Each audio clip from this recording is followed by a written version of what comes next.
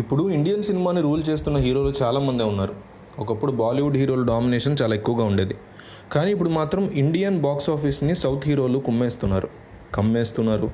కాగా సౌత్ నుంచి చూసుకున్నట్లయితే మరి మన తెలుగు హీరోల హవా ఈ మధ్యకాలంలో ఎక్కువగా కనిపిస్తోంది. బాహుబలి సినిమా తర్వాత ప్రభాస్ పాన్ ఇండియా స్టార్ అయితే, అతని తర్వాత icon star Allu Arjun, mega power star Ram Charan, అలాగే యంగ్ టైగర్ ఎన్టీఆర్ లాంటి వాళ్ళు కూడా ఉన్నారు. అయితే అల్లు అర్జున్ ప్రభాస్లో ఆల్రెడీ సోలోగా తమ స్టామినా ప్రూవ్ చేసుకున్నారు. కానీ ఇప్పుడు రామ్ చరణ్ ఎన్టీఆర్లకి అసలు టెస్ట్ ఉంది. ఎన్టీఆర్ నటించినటువంటి భారీ పాన్ ఇండియా ప్రాజెక్టు దేవర. ఈ సినిమాతో సోలోగా పాన్ ఇండియా భాషల్లో రిలీజ్కి వెళ్తున్నాడు ఎన్టీఆర్.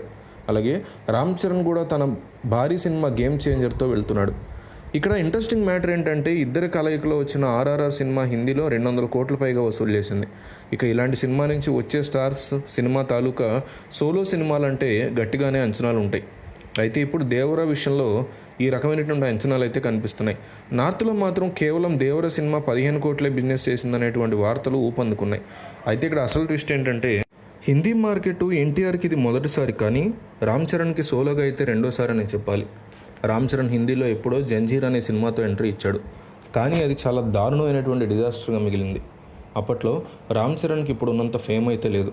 అయినా హిందీలో చిరంజీవి కొడుకుగా 15 కోట్ల పైగా నెట్ వసూళ్లు అందుకున్నాడు. కానీ RRR లాంటి సంచలన విజయం తర్వాత కూడా దేవరా సినిమాకి Ram Charan disaster range business జరగడం ఏంటి అని రామ్ చరణ్ ఫ్యాన్స్ ట్రోల్ చేస్తున్నారు. దీని మీద చరణ్ ఫ్యాన్స్ సోషల్ మీడియాలో హడావుడి చేస్తున్నారు.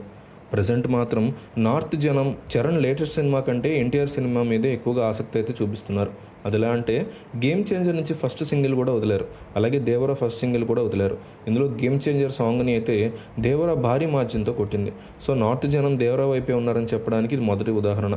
అలాగే దేవరాలో జాన్వీ కపూర్, సైఫ్ అలీ ఖాన్ లాంటి బాలీవుడ్ స్టార్స్ ఉన్నారు. కానీ గేమ్ చేంజర్కి కియారా మాత్రమే బాలీవుడ్ నుంచి నోటెడ్ ఫేస్ ఉన్నారు. అలా చాలా వరకు అయితే దేవరకే ప్లస్ కనిపిస్తోంది.